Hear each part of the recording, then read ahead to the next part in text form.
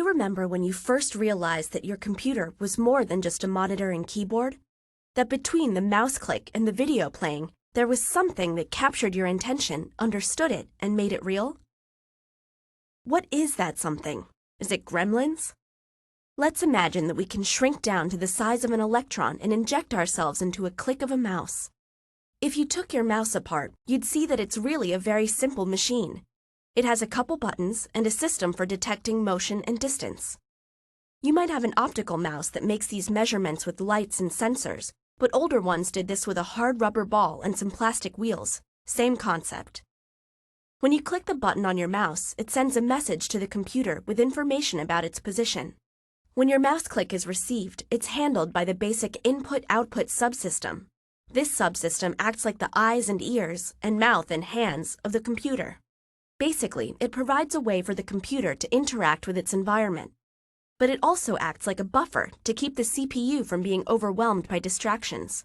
In this case, the I/O subsystem decides that your mouse click is pretty important, so it generates an interrupt to the CPU. Hey CPU, got a click here.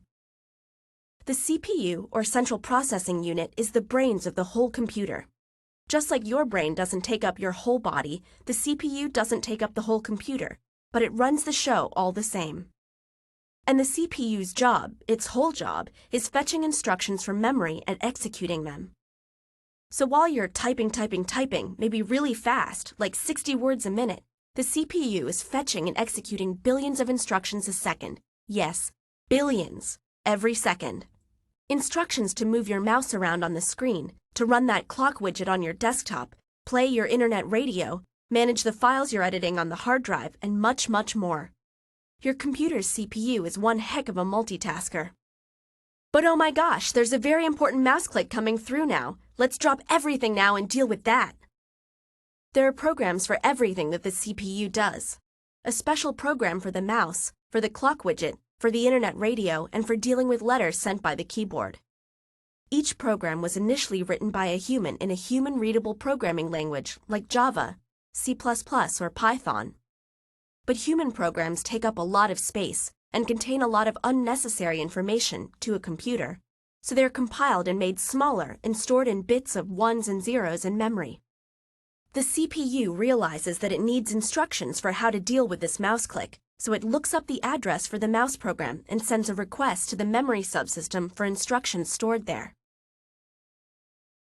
Each instruction in the mouse device driver is duly fetched and executed. And that's not nearly the end of the story. Because the CPU learns that the mouse was clicked when the cursor was over a picture of a button on the monitor screen, and so the CPU asks memory for the monitor program to find out what that button is. And then the CPU has to ask memory for the program for the button, which means that the CPU needs the monitor program again to show the video associated with the button, and so it goes. And let's just say that there are a lot of programs involved before you even see the button on the screen light up when you clicked it.